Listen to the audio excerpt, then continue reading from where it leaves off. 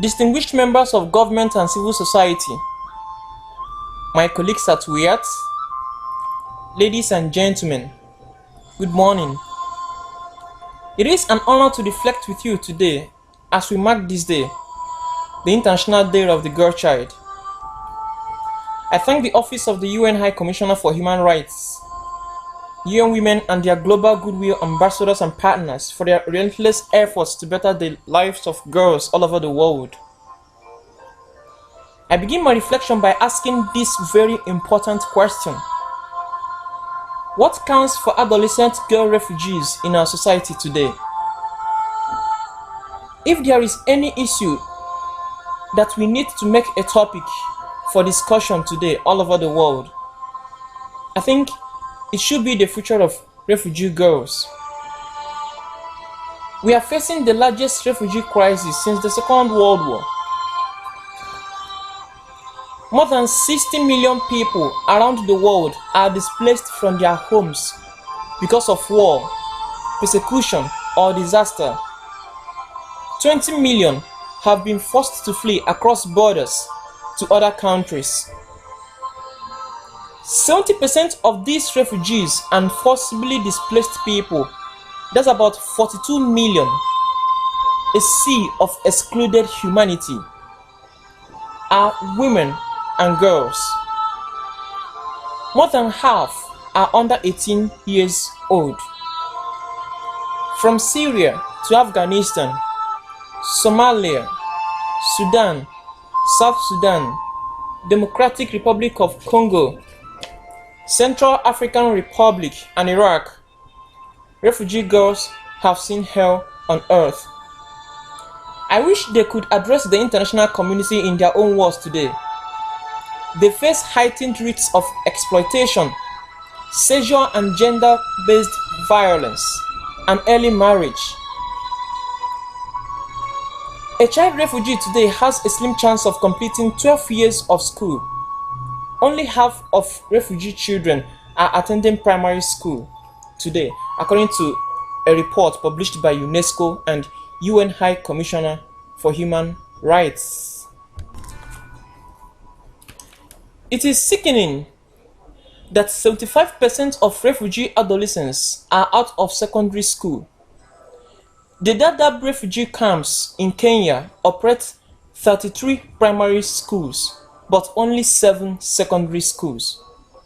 These 7 secondary schools run at double their capacity and accommodate just 13% of adolescent refugee children. In Pakistan, refugee girls from Afghanistan frequently drop out of school due to child marriage and teenage pregnancy. Many girls are taken out of school to be married as early as grade 6.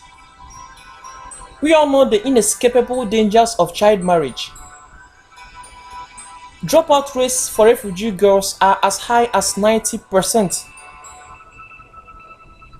According to Human Rights Watch, the conflict in Nigeria has left nearly 1 million children with little or no access to school, and the heart-rending corruption in the country has made things even more difficult for these children.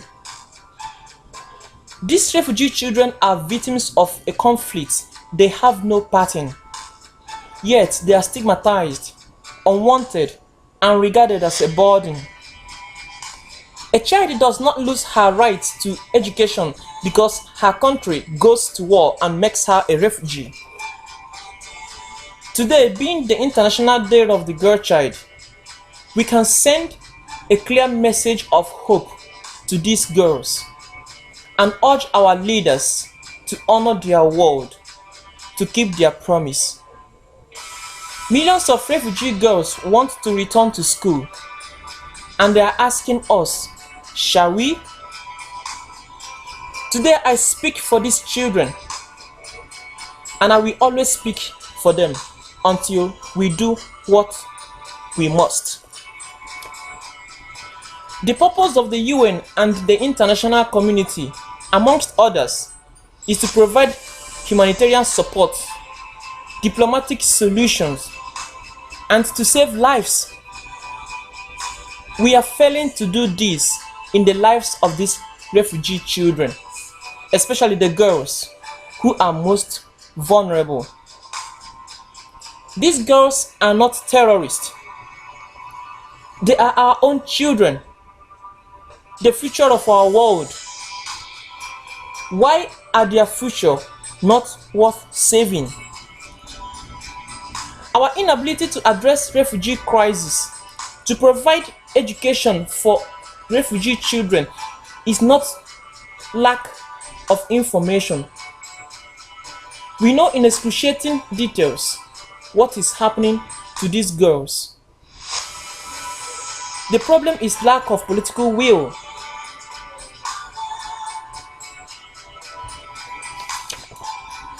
I don't think enough people realize just how many people are fed, sheltered, and protected by the United Nations and humanitarians all over the world every day of the year. But all of these goods are undermined by the message being sent to these children. It is shameful and unspeakable to see refugee children without access to school in a country overflowing with wealth, with the best of education in the world.